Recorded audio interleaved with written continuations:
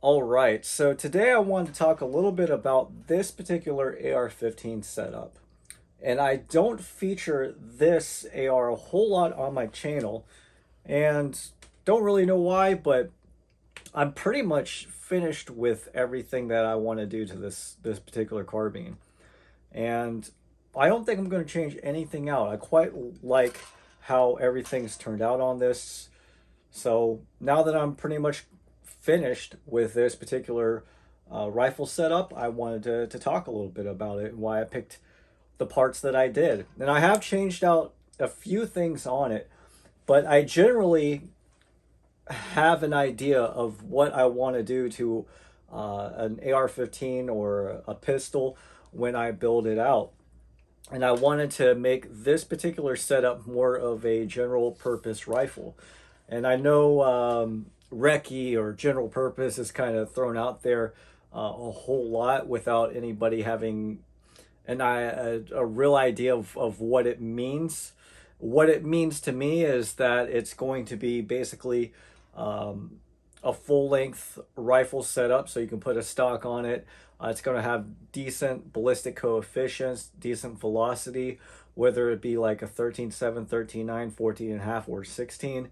And I want to kind of keep it generally lighter weight than what I would do for some of my like home defense rifles. Most of my home defense rifles that I have set up weigh in the realms of 9, 10, 11 pounds with an empty magazine, with a fully loaded magazine. They're all around that 3 pound range. Like I said, 8, 9, 10, 11 pounds. Um, this particular setup only weighs 8 pounds, and that's as you see it configured with everything optic, flashlight, even an empty magazine. So, rifle is clear, nothing in the magazine, it is safe to handle. But I decided that I wanted something that was a little bit easier to carry around, that I wasn't going to be really fatigued if I had to carry this around for long periods of time. It's very balanced. It's a well balanced carbine. It pretty much balances right there on the pivot pin, which I think is about the perfect balancing point. It's not too front heavy, whereas there are some of my ARs with a lot of more attachments out front, might have a heavier barrel profile, heavier handguard setup.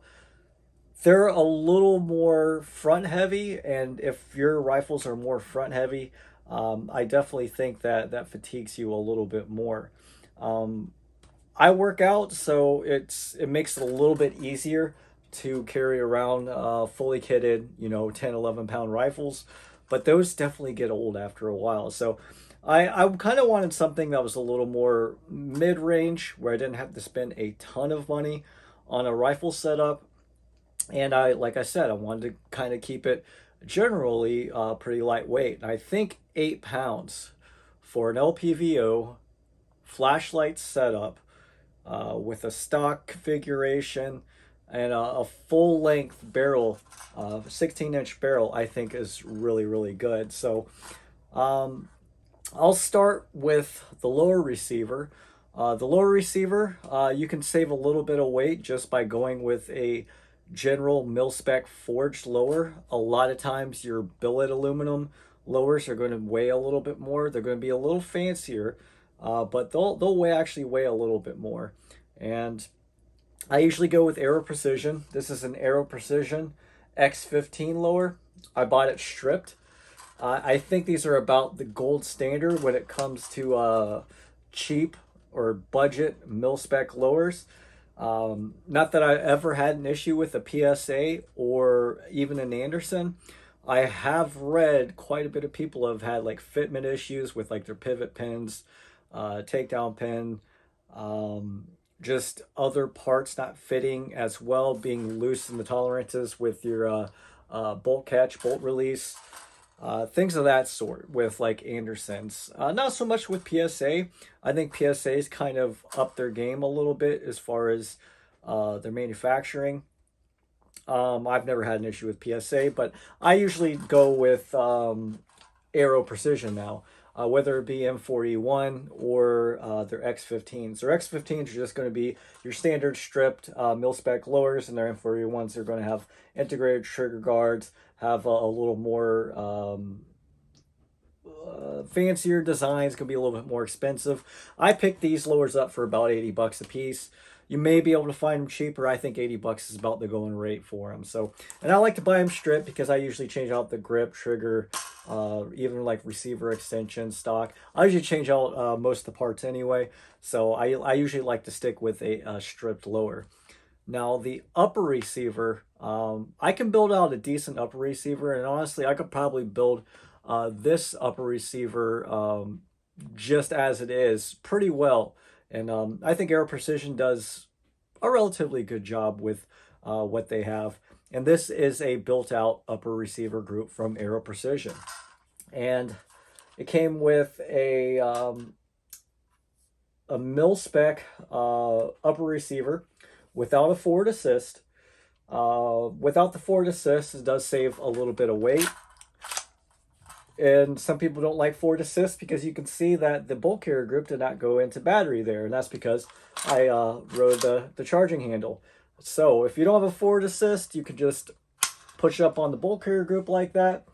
Not a big deal. Or you can just push up on your charging handle.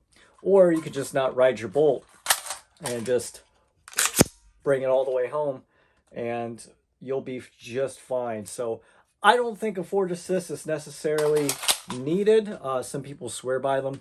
It doesn't matter to me either way. If I can have one, great. If not, I'm okay with it too. But it does save a little bit of weight, but that's why you'll see the slick side upper. The handguard is an Aero Atlas S.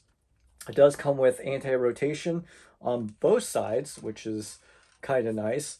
Now the Atlas S has some of the Picatinny on the top that is cut out. You have a 5 slot right at the end of the muzzle. This is a full-length 15-inch handguard. And then where the upper receiver meets up, you'll have like another 5 slot to put whatever. I usually don't use this right here, but it is nice to have. This I'll use for a flashlight or a pressure pad or something, or backup sights, but since it's only 5 slot, I'm not even really using it. What's nice about this particular handguard is that the diameter is really slim. It's just really easy to hold and to maneuver with the kind of grip that I use. So I quite like the handguard, although the Atlas R, which has the full length of Picatinny, I believe is only like an ounce heavier. So it doesn't even save all that much weight by not having the Picatinny on top, but it is nice to handle. And the fit and finish on it is quite good. Like I said, it's very slim. It feels nice in the hands, and it's a good overall handguard. And then came with an A2 flash hider. I changed it out. And then the barrel, like I said, it was a full-length 16-inch barrel made by Ballistic Advantage, but it is laser etched with Aero Precision's logo on it. Comes with a .750 diameter gas block, Aero Precision as well, non-adjustable, and then a stainless steel gas tube. It is mid-length from Aero Precision. And like I said, they put it all together. Haven't had any issues with it. It's run just fine. I'm not exactly sure what the gas port size is on it, but it is just slightly overgassed. But that's to keep reliability in cycling with all types of ammunition. I went with 16 inches because I don't have to worry about any pistol brace rulings. I don't have to worry about if I want to change out my muzzle device, I can. Don't have to worry about pin and welding it. Ballistic coefficients are good. Velocity is good out of a 16-inch. You can do a lot with a 16-inch. It's just a very good overall length for a 5.56 calibered AR-15. So I just decided to go with 16-inch. 16-inch is one of the 2 lengths that this barrel comes in. This is a 416R stainless steel barrel that's been fluted. As you can see, the flutes look quite nice on it. It does actually save weight. So this whole upper was kind of designed to save weight. Even if it's just by a few ounces between the barrel, the handguard, and the upper receiver, I think it actually saves like 10 or 12 ounces from like the regular stainless steel barrel, their Atlas R handguard, and their just regular mil-spec upper with the forward assist. So that actually does save quite a bit of weight. And I picked this complete upper up for 350 bucks. So that's about the going rate that you can find them for. And they come in all sorts of different configurations. If you want a forward assist, if you don't care about the fluting, if you want the Atlas R instead of the Atlas S, you can find it. You can even find the M4E1 options as well. So 350 bucks I think is very fair. And then it doesn't come with a bolt carrier group or charging handle, which I'm okay with because I typically like to run a better charging handle, and I'll spend a little bit more on a bolt carrier group, even though I've never had issues with bolt carrier groups. It's that peace of mind and that confidence I have with an upgraded bolt carrier group. It's just it's kind of a mental thing for me. But starting from the tip, I put a Break Arms 3-pronged muzzle device on this, and these muzzle devices are quite good for the money. They're made out of steel. They come with a outside the threading on it, so you can put a blast forwarding muzzle device on it. It comes with a full length 3-prong, or it comes with a like a half length 3-prong if you want something a little bit shorter. And then the blast forwarding device, like I said, I just picked that up on Black Friday. This muzzle device itself was only like $27, and the blast forwarding device was like the same price. So for 50 bucks, it's pretty nice. I like the blast forwarding device, like if you're at an indoor range or if you're at an outdoor range shooting next to people. It's nice for them. It's nice, and it's pretty lightweight, the blast forwarding devices at least. And these muzzle devices are relatively inexpensive. So I like 3-prongs over A2s, but some people don't. Some people say you can get the prongs, these openings, caught up in twigs and branches and vines and stuff if you're trekking outside or out in the woods. But I don't do a whole lot of that, so I probably should, but I haven't had any issues with the muzzle device. But again, A2s will probably work just fine. Moving on to the flashlight, I'm using an Arisaka 18650 body. This is a Malkoff E2 XLT head. I believe this is a dual fuel head, so you can use CR123s in it, or you can use an 18650. Obviously, the runtime and the candela is going to be better out of an 18650 rechargeable.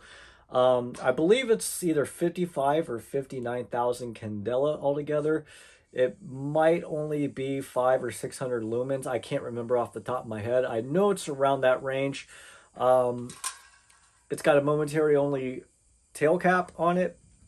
You can see the hotspot. Hope you can see that hotspot on it. Hotspot's quite good. Really good flashlight for the money. If you want it not to be momentary, if you want this to stay on, all you do is twist this about a quarter turn and it'll stay on. And then when you want it to turn off, you twist it about a quarter turn, half a turn, and it'll stay off. And then you got momentary. All Arisaka on this except for the head. Arisaka buys their heads from Malkoff Devices. Malkoff Devices are really good flashlight heads. They come, they call them fully potted. So they set the electronics in the head, then they pour a resin in them to keep the electronics from moving, to keep the soldering connections from moving under recoil. Modlite does the same thing. Cloud Defensive pots their heads and stuff. So it's a really good quality flashlight head. Arisaka makes their own bodies, makes the tail cap, and makes the mounts. These are high quality mounts too. The whole setup was about $237 shipped to my door. One of the best values in a duty light on the market, in my opinion. So highly recommend these flashlights, and they're relatively lightweight. I forget what the weight is on this, but they make a whole lot of different types of mounts if you're looking for a certain type of mount. I quite like this because the flashlight head does not protrude past the openings on the 3 prongs. So I'm not going to just pelt my flashlight head with carbon and pressurized gas. So that does mean something to me, even though I think this head could take it. The less wear and tear that I could put on a flashlight, the better, and I don't get a whole lot of shadow with the muzzle device on it and stuff. So that was my thinking behind the flashlight setup. I like 18650s. It's a little more powerful than CR123s. CR123s are going to be a little more easier to find and compatible with other like optic setups and stuff. But moving on to the my M-LOK covers. Let's talk about the M-LOK covers. So the M-LOK covers, these are Magpul. I think they're like version 2s. The texture is quite aggressive on them. And then these ones in the middle are, I believe, Vism, which work pretty well. These are relatively inexpensive. You can pick a pack of either of them up for like $5-8 depending on the day. And I'm using a Slate Industries Slate Stop. I quite like these for the money, although the only downside is that there's only one M-LOK bolt locking it together. I would prefer two. But these are relatively inexpensive. They're like $16. You can buy like a full pack with their M-LOK slots in the Slate Stop for like $30. So I do quite like these. They're low profile. They're designed quite well, and they're made by the guys that make 9-hole reviews on YouTube. And it's a way I can support them. I appreciate some of the content they make, and they make accurate, well-made content as far as the shooting enthusiast goes. So I'll continue to support them. I'm pretty sure that these are probably made overseas, but they make a profit off of them. So that's the Slate Industries Slate Stop and just some miscellaneous M-LOK panels. I kind of like the look. I like the aggressive texturing on the front here. If I'm bring it back, if I grab it like this, or I can grab it like this, I can barricade it like this. I get a little more purchase with the Magpul if I'm whatever grip function that I'm using. Plus the M-LOK panels are nice for when your gas block journal heats up, when your barrel heats up from shooting lots of rounds or over long range sessions and stuff. And I usually like to have like a Ranger band around where my gas block is. That way I have a visual indicator of where usually the carbine heats up the most during high rates of fire and stuff. But that's basically the upper. Let's go over the optic that I chose with the mount. So I wanted an LPVO and I wanted magnification. I really didn't want a red dot with a 3x or a 5x, and I didn't want a prism optic. I wanted something that I could change magnification quickly, and I wanted to keep it relatively lightweight. And honestly, a red dot magnifier with 3x or whatever, I mean, you're looking basically at least the same weight as this setup. And I picked the Trijicon TR24 with the Aero Precision extended ultralight mount. And this whole setup together, I think it weighs like 18-19 ounces. So it's a really light setup. The optic I picked for a few reasons. So the TR24, it takes no batteries whatsoever. It's got a fiber optic. It's got fiber optics here, so if you have a light source, it quite lights up the triangle on this reticle very well. It acts like a red dot. The 1x is pretty good. There's a little bit of fisheyeing with the 1x, and then being 4x, it's very clear glass. It's easy to pick up the reticle. It's very red dot like, and I like that because I was more transitioning from red dots to LPVOs, and this makes a very good transition if you're just looking to try out a decent LPVO on the market. They make a TR25, which is the 1:6 model of this, with a little bit updated features, a little bit better glass. So if you want something a little bit more magnification, there is that. But I picked this because the TR24, I believe, is 14 ounces. which is very lightweight. 1 to 4 magnification is, to me, it's perfect. I don't need magnification to hit my target. I need magnification to identify my target before I pull the trigger. So I think that's important. You can do that with a 3 times, so I thought 4 times would work just fine. Plus, when you're getting into the realm of like only, you know, the 1 to 4, you're only looking at 4 times magnification. 1 to 6, you're only looking at 6 times magnification. When you're looking at 1 to 8s and 1 to 10s, your eye box, your the scope shadow, your eye relief are going to be it's going to be harder to get the right eye relief and the eye box and stuff out of the higher magnification scopes. So I just decided to go with a 1 to 4. That way, it's just very quick to pick it up. I didn't have to like search around for it or worry about parallax as much as I would like a 1 to 8 or a 1 to 10. That was just my thinking behind it. And I went with the Aero Ultralight because it was one of the lightest, cheapest mounts on the market. I think ScalarWorks makes a really lightweight mount about in the realm of this ultralight. That's probably a little bit better, but you're also looking at a $400 mount as opposed to like a $60 mount. So the mount was about 60 bucks, and that was on sale. They're about $70 on most days.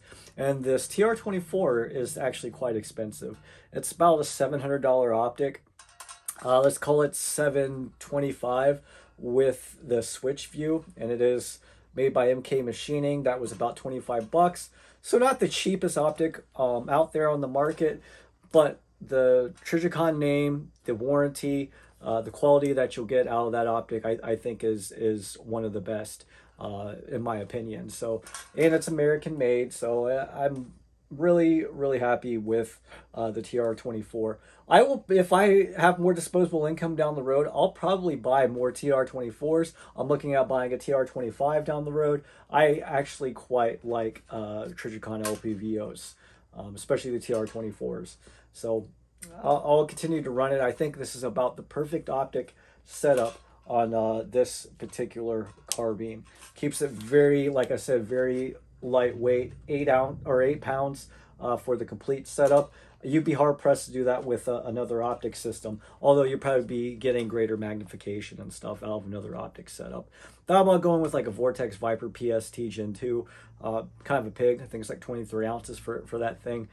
So this works really well for me. So talk about the magazine a little bit.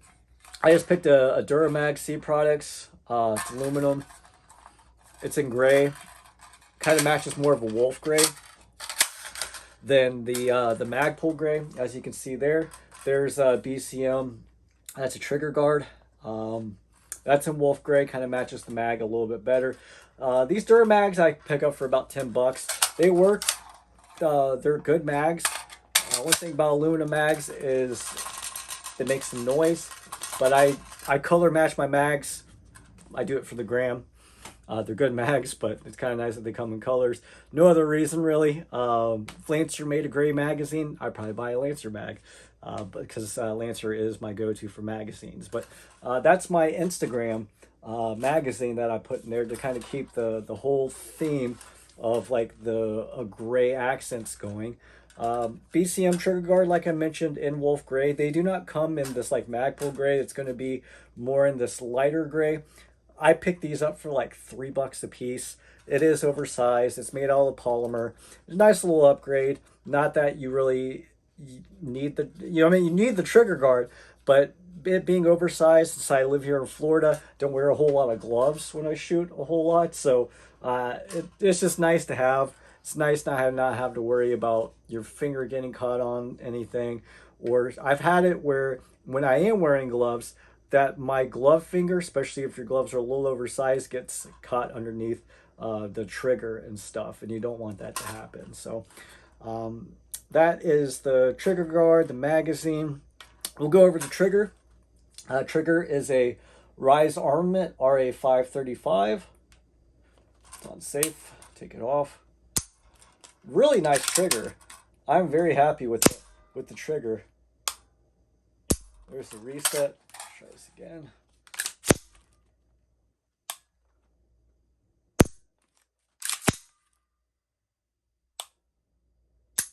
almost no over travel. I like the design. It's not exactly flat. It's got a little cutout. I used to be able to pick these triggers up for about $135. Don't really see that these days. There's about $160 triggers now. They're really good triggers, although I think for $160 you can buy some very comparable triggers out there on the market. So if I would have had to do it over again and I would have had to pay $160, I'd probably go with another trigger. But this actually is a really, really good trigger in my opinion. I have no complaints about this, other than if I were to pay $160, I'd probably try out some other triggers. You know, $130, that's probably about the sweet spot. That's a really good trigger for that price point. I think $160 is a very, very fair price for that trigger. So, comes with the anti-rotation pins. These are the anti-rotation pins. They're okay. Not the best, not the worst. And then on the back side here, I did change out the bolt catch. I had a enhanced Strike Industries bolt catch on here, and this is a Geisley Maritime bolt catch. And I was having issues with Magpul magazines not holding open on empty mags. So I decided to change it out. I haven't had an issue with it since. I'm not sure why the Strike Industries bolt catch, I was having so much issues with it, but I just decided to go ahead and upgrade to this Geisley Maritime bolt catch. It was a $18, $20 part, so still inexpensive, but it's a lot for a bolt catch, where you can find them for like $5 for mil-spec ones. I like that it's oversized. Don't really need it, but it's nice and textured. It's nice that it's there. It is what it is. So charging handle is a Radian Raptor, and I bought this Radian Raptor on Black Friday. It was $66 shipped to my door. This is in tungsten gray, and you can see the tungsten gray actually goes quite well with the Magpul gray furniture and stuff. They come in two different gray colors. They have a Radian gray and a tungsten gray. And the tungsten, I think, is going to be a little bit lighter and match like the Magpul stuff, other than the Radian gray. I think the Radian gray is very dark. It's almost black from what I've seen in pictures and stuff. So something to kind of keep in mind. I don't think they sell the grays as much, so I kind of lucked out since I was looking for a gray Radian. Like Radian Raptors, I don't think they're the best on the market, but they're very reliable, and I usually pick them up for about $60 a piece, no matter what color or whatever it is. So I'm happy paying $60 a piece for a charging handle, whether it be an Aero Breach, Geisley Airborne, Daniel Defense Grip and Rip, an Armaspec Victory. I mean, you name it, all those charging handles have done well for me. Just kind of pick whatever charging handle suits you the best. I will say that the for righties and stuff on the side that you'll be running, you know, that's rubbing up on your kit, the wings on the Radian are slightly smaller than the ones on the right side, which is kind of nice. So they thought this over. The gas busting properties probably aren't as good on a Radian Raptor as they are on some of the other charging handles, like even the Aero Breach, the Geisley Airborne or supercharging handle. So for the price, I think they're good if you pick them up for like the $60, $70 mark. Anyway, some of the other stuff that I put on here is not really needed. I put this Fortis billet magazine catch. It's got some nice gray accents on it, a little more stylized, like made out of 17.4 stainless. It came with an upgraded magazine catch spring, and it came with this button as well, which is made out of aluminum. The whole assembly, including the magazine catch, the button, and the spring, was $25. Don't really need that, but I thought it added a nice little flair to the actual build for like $25. You can find them on sale. I think like Fortis runs sales once every 3 months or something like that. You can pick them up for like $15, $20. And then speaking of Fortis, I use their SLS safety selectors. These are 50, 90 degree throw safety selectors. These are probably some of the best built safety selectors on the market, minus Radian Raptors. Those two are probably my favorite safety selectors. Why that is because the way you install this onto the uh, safety barrel is you have a set screw that goes all the way into the safety selector lever into your safety barrel, and that tightens down, and it's very well put together. Like I have all confidence in the world that this isn't going to come loose. Whereas some of the other safety selectors are just threaded in with the screw into the safety barrel, and that's all that's holding it in on both sides. But the only downside is that the weak side, or the right side, it's the same length on the safety selector lever as it is on this side. So if you like shorter lengths on your weak side or your strong side, you can switch them on however you want to. It might not be for you, and it's also a 5090 instead of a 4590, as you can see there. But I think it's easy. The detent's nice that they include, clicks quite well, quite like the Fortis SLS safety selectors. Plus, they come in a wide range of colors. And the last Fortis product I'll be talking about is the K1 Castle Nut. I like their Castle Nut end plate systems. They make a K2, which is actually like a ratcheting, locking Castle Nut end plate system. If you're into that sort of thing, I've used both. I haven't had an issue with the K1 or the K2. The K2 just offers you just a little more confidence and stuff. I can find these K1s for about $38. I can find the K2s for about $45.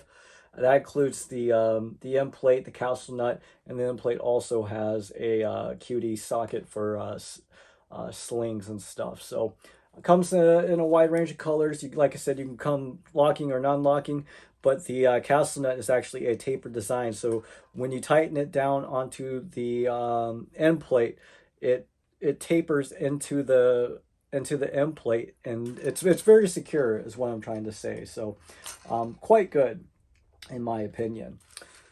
Let's look on the guts of this a little bit.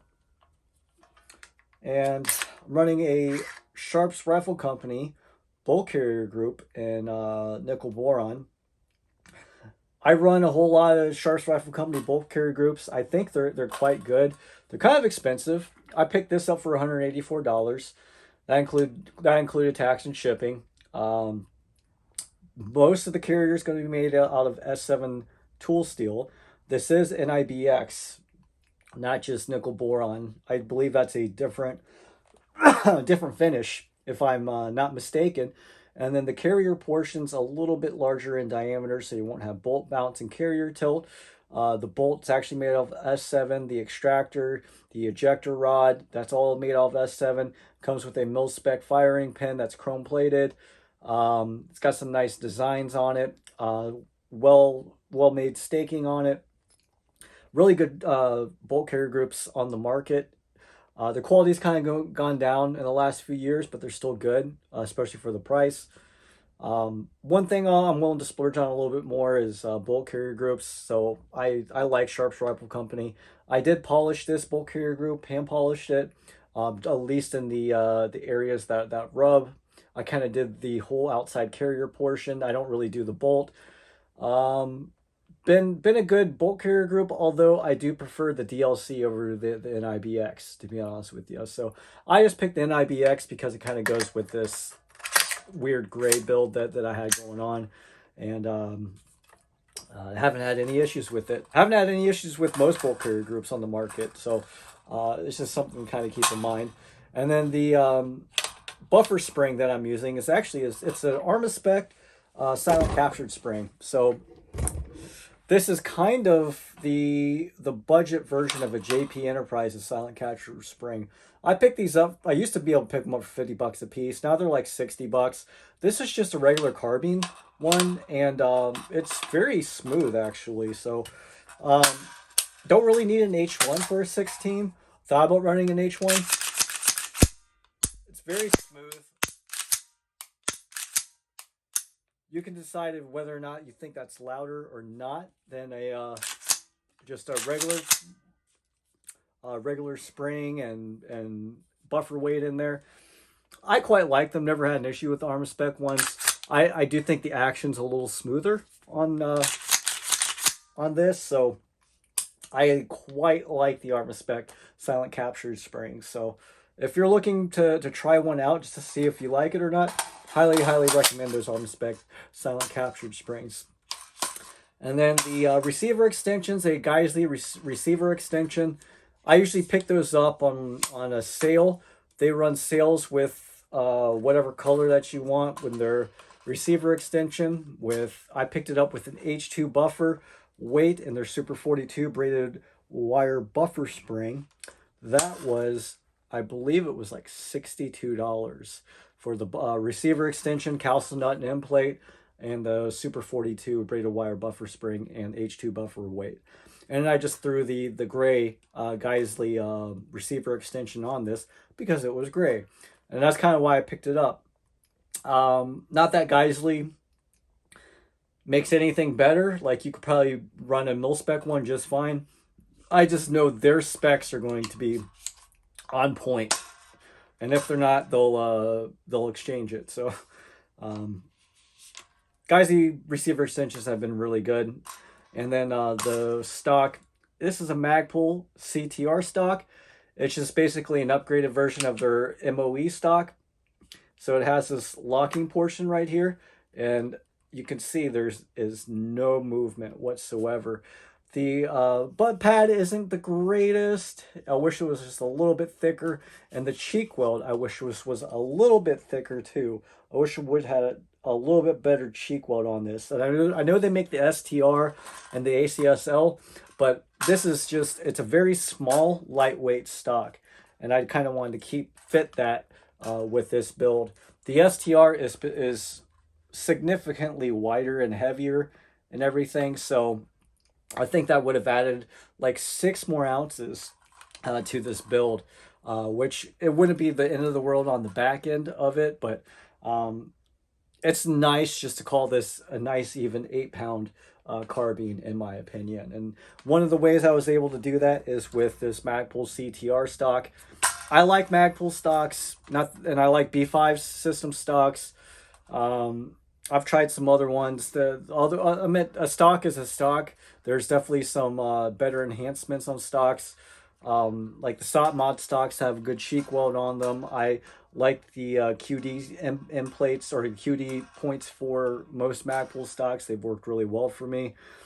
So the CTR stock I picked up, I want to say for like $35.